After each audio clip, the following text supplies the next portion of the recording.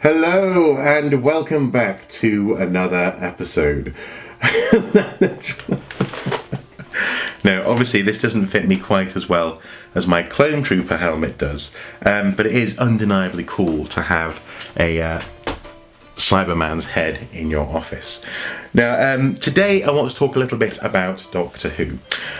Some of you will know who Doctor Who is. You'll be fanatical about the Doctor, and therefore you'll have a really strong opinion on what it is I'm about to talk about. And some of you may be going, well, I'm vaguely aware of the Doctor. You know, he's been making inroads into sci-fi at the moment, for example, especially in America. But you may not have been overly impressed with the Doctor, and that's fine. That's absolutely fair enough. But for me, Doctor Who is actually a very important figure. My introduction to the Doctor really happened in the Dark Ages, in the time when he actually wasn't on TV. I was loosely aware of his presence, I suppose, in British pop culture, and lots of references to him on TV, but I never really knew what was going on until we went to the Doctor Who Museum in Llangollen. And in Llangollen, they had this sort of, I suppose, the vestiges of the old BBC production were there for people to go and have a look around. So I got to go inside a TARDIS sort of, I suppose, mock-up, and also a Dalek, the front half of a Dalek costume, pretending to be a Dalek, all this sort of cool stuff. But I didn't really fully understand the Doctor, not at least until in and around the millennium, and it was at that point that they made a TV movie of the Doctor, the Doctor Who movie, and it starred Paul McGann as the Doctor, and he was actually switching from being Sylvester McCoy's Doctor to being Paul McGann, and it was great. I enjoyed it. I know some Doctor Who fans can't stand it, but this version of Doctor Who, while yes, it hasn't aged that well. It looks a bit like cheesy, straight-to-TV movie type stuff. That's because it was. This one actually has one of my favourite, I suppose, Doctors because of his outlook. He's very childlike. At least he starts out off that way. But also as well, I love the TARDIS in this in the Doctor Who movie. It's kind of like this steampunk sort of mahogany clockwork version of the TARDIS. It was brilliant with these sort of iron girders and wonderful stuff. So that got me really excited, and as you know, as the years went by, I was going off to university, and they were announcing the return of Doctor Who to TV, and I remember very vividly getting excited with my friends, and also new friends, for example at university, watching the first episodes of Doctor Who to air on British TV for a long time. Christopher Eccleston, of course, was the Doctor, and that first episode where he's fighting against these dummies that are coming to life in a shopping mall was superb, really great. And from there they sort of built on this new brand of the Doctor, this new branding of the Doctor, and he's becoming this sort of global phenomenon now, not so much just really like a British sci-fi staple. Those early series with Eccleston and also David Tennant were overseen by Russell T Davies. And Russell T Davies brought something to, I suppose, actually to a certain extent, to British television, but at this point certainly to Doctor Who, which really had been seen up until then in American television. So for example, with Buffy the Vampire Slayer and Joss Whedon, they had these sort of theme building arches over the course of a series. Yes, you'd have little stories, little episodes, episodic stories, but each story would build to a bigger story which would sort of grow, and by the end of the series, or by the end of the season, you'd know what was going on. You'd know, say, what the big bad guy of the season would be. Yes, that got a little bit tired with Buffy the Vampire Slayer, but with Doctor Who, that first one was very exciting. Bad Wolf, or Blaid Drwg, and this sort of this ominous presence throughout. It's spray paint daubed on the TARDIS, echoes through every single episode was this Bad Wolf, and it turned out that it was linked with the return of the Daleks. Of course, it was linked with the return of the Daleks. Now, you can criticise the Daleks all you want. There's actually one just over my shoulder there, and actually just behind my head there is a TARDIS. You don't often get to see the TARDIS behind my head, but he's always there. You can criticise, for example, the Daleks as being, some of the worst if most iconic bad guys ever. But that's the whole point. Doctor Who is a little bit cheesy, but it's brilliant. And in more recent years, the reins have been taken by a new person, in the shape of Stephen Moffat. Now, Moffat is a fascinating person. He is he's riding high on the crest of a wave at the moment, in charge of Doctor Who and Sherlock. He's being approached by, say, Hollywood to go over and write for them, but he's saying no. Television's where it's at. Television is where I want to be working. But I have to say, I'm starting to see the chinks in Moffat's armour, and I know an awful lot of other people out there are as well. And the reason why I say this is because, compared to, say, for example, the work of Russell T Davies with the Doctor, say what you want about Russell T Davies and his inclusion of, say, certain elements of sexuality, or some of the cheesiness, some of the overbearing cheesy themes that he builds into the Doctor Who story, there was this sense of passing it on to other people. There was a sense of having a sort of a world-building responsibility, that when you passed it on, other people had a sense of what it was that they were holding and what they had to do with it. Moffat doesn't seem to care about that. I suppose a really good example of this would be with I suppose recently there was an episode where the Doctor erased himself from history, to the point where the Daleks didn't even recognise him. They didn't know who he was.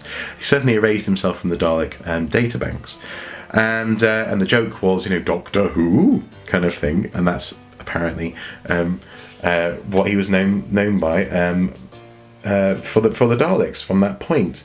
But in later episodes, they seem to have no problem recognising him.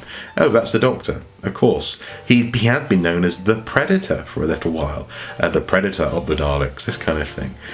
And in that sense, there's no sense of establishing something and then carrying it on, so that you build on it, so that other people in the future, when Moffat is no longer in charge of Doctor Who, can build on it.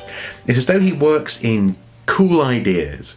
So he has these cool thoughts about memory, about thought, about dreams, about the relationship between friends, the fragility of life, the beauty of a meaningful death, even this kind of thing. He has these cool moments, these iconic moments, which he folds into the Doctor Who episodes, but which don't necessarily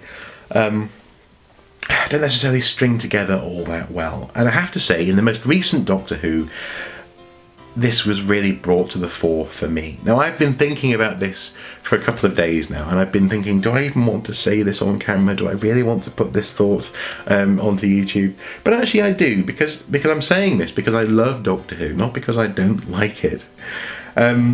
Incidentally, from this point on, there will be some spoilers linked with the most recent episode of Doctor Who. And in the latest episode, The Magician's Apprentice, the premiere of the most recent season, it became really painfully clear that again, Moffat it's almost like he's got this palette of colours. Every colour is incredibly cool. These images these poses that he's striking, as it were, are making people strike on the screen. But actually weaving them together into a story that isn't just chaos, or doesn't require some cop-out at the end, some sort of magical deus ex machina kind of thing, to actually extricate themselves from the corner that they've written themselves into. It is not. That is exactly what they're doing. They're writing themselves into corners, and into really inelegant corners. So, for example, you have this moment where the Doctor is a rock star on a tank, undeniably cool. You have this moment where he's talking about having taught people the word dude back in the 12th century. That's pretty cool, quite funny. You have Missy, this sort of arch nemesis / best friend dynamic coming to the fore, and then you have this person who's hunting down the Doctor, who wants to bring the Doctor to Davros, who apparently is dying. Yet again, there's no real explanation as to how it is or why it is that Davros actually knows who the Doctor is and what their history together is. Because at one point, Davros even displays different incarnations of the Doctor through time. I thought he was erased from the Daleks' databanks. Anyway, then there's this cool imagery of the Doctor and Davros having this conversation as Davros is on death's doorstep. You have all these cool reveals about the planet that they're on, or the spaceship that they're on, which apparently becomes a planet. Skaro, as it were, reborn, or certainly revealed. All this cool imagery. And then it's written into this corner where they're going to have to just sort of undo it all in a slightly naff way in the next episode. And the thing is, we know as well that this corner is not a real corner because, for example, we know that Clara lives, at the very least, from the trailers, to say to someone, he hasn't got a plan yet, but when he does, it'll be amazing. We know from the trailers that she survives. It's lazy writing, and again, I suspect it's because Moffat doesn't think in the broader sense. He hasn't got a sense of the board on which he's playing. He likes the cool pieces. He's one of those people who paints Warhammer 40k, but then doesn't really think about the battle that he's fighting. He just paints these really cool moments, and then maybe returns to them, maybe doesn't, and just continues with his life. And the same has sort of happened in Sherlock, with the most recent season finale being really bizarre, building up this big bad guy in charge of newspapers, only to have him shot, and then, oh, here comes Moriarty, he's back from the grave. It smacks of laziness, it smacks of, dare I say it, shallow writing. And I really hate saying that about my beloved Doctor Who. So here's hoping that the most recent series does go on to be better and cooler and more amazing than ever. But that's the problem. I don't think it has a problem with being cool. I think it has a problem with having integrity. And I really feel sorry for whoever it is that has to take on Doctor Who after Moffat, because he jumps in and out of so many different tangents. He writes these epic battles, these epic moments in the Doctor's timeline, these characters, these creatures, these species into the Doctor Who universe, which then have a very ephemeral relationship with the ongoing universe, and which is really hard to keep track of. Who knows what, how, and why. All we know, really, from any one episode is that the Doctor is present and that things are happening around the Doctor. And is that really a good way to continue with Doctor Who?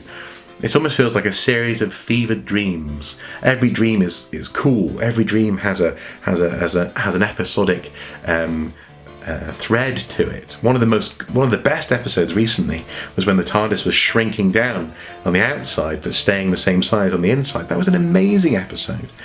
But the relationship between the episodes, the relationship between these inspirational dreams, these moments, these episodic peaks, the thread that ties them together feels like it's missing, or at the very least is very, very frayed. And I think we're going to have to, I've come to the point where I've sort of had to painfully accept that actually Doctor Who isn't the series I want it to be. It doesn't have a strong background universe that I want it to have. It has a series of creatures, a series of characters, and for now that's about it, until someone can come along and try and tie this stuff together for us, because I don't think Stephen Moffat is our man. Hey ho though, hey ho. As I say, I'll continue to be a fan, and I'll continue to watch every single time a Doctor Who episode comes out. Obviously, for example, the Christmas special is a highlight of the year every single year. But it's just a thought. Maybe Moffat isn't God. Anyway, guys, hopefully this has been an interesting reflection on Doctor Who, and also the direction that Doctor Who is going in at the moment. If you have any thoughts or ideas, please do comment below. I'd love to read them. If you have any thoughts on Stephen Moffat and his legacy for Doctor Who, for example, what he did in that strange series where the Doctor is shot by a spaceman at the beginning, and how all that worked and didn't work back and forth through the episodes. That was again a bit of a mess. Yeah, if you have any thoughts about that, please do comment below, because I'd love to read them. But here's to the next episode. I'm looking forward to seeing how they get out of that corner that they've written themselves into. Yeah, the death of two key characters. It's not easy to get out of. But then again, I suppose he is a time traveller. We'll see. Anyway guys, as ever, until next time, do take care. Bye bye.